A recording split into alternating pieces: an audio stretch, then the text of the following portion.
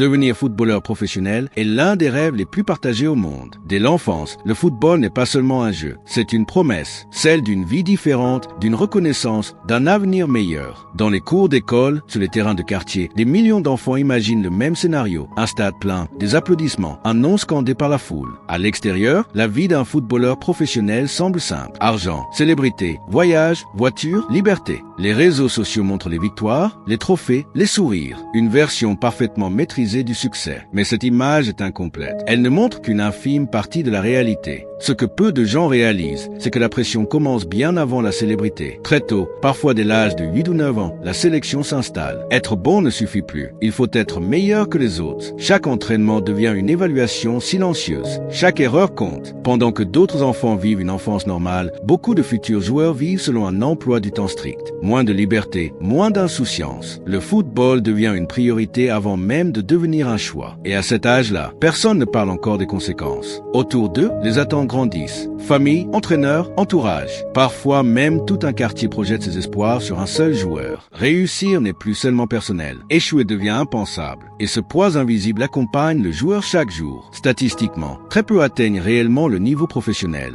Des milliers abandonnent en silence. Blessures, manque d'opportunités, décisions injustes. Le rêve s'arrête sans cérémonie. Et pour ceux qui continuent, la compétition ne disparaît jamais. Devenir professionnel n'est pas une fin. C'est un début brutal. Les attentes explosent. Le corps devient un outil de travail. Chaque match est une audition. Chaque saison peut être la dernière. La sécurité est une illusion permanente. Les blessures ne sont pas des accidents rares. Elles font partie du métier. Douleurs chroniques, opérations, rééducation interminable. Beaucoup jouent blessés par peur de perdre leur place. Le corps souffre, mais le calendrier n'attend pas. Malgré les foules, beaucoup de joueurs partent de solitude. Déplacements constants, déménagements, relations fragiles. La carrière avance vite, parfois plus vite que la maturité émotionnelle. Et parler de ces doutes reste difficile dans un environnement qui valorise la force. Une mauvaise saison, une blessure mal placée, un changement d'entraîneur, et tout peut basculer. Le football professionnel est instable. Même au sommet, rien n'est garanti. Cette incertitude constante fatigue mentalement. Pour beaucoup, le football devient toute leur identité. Quand les performances baissent,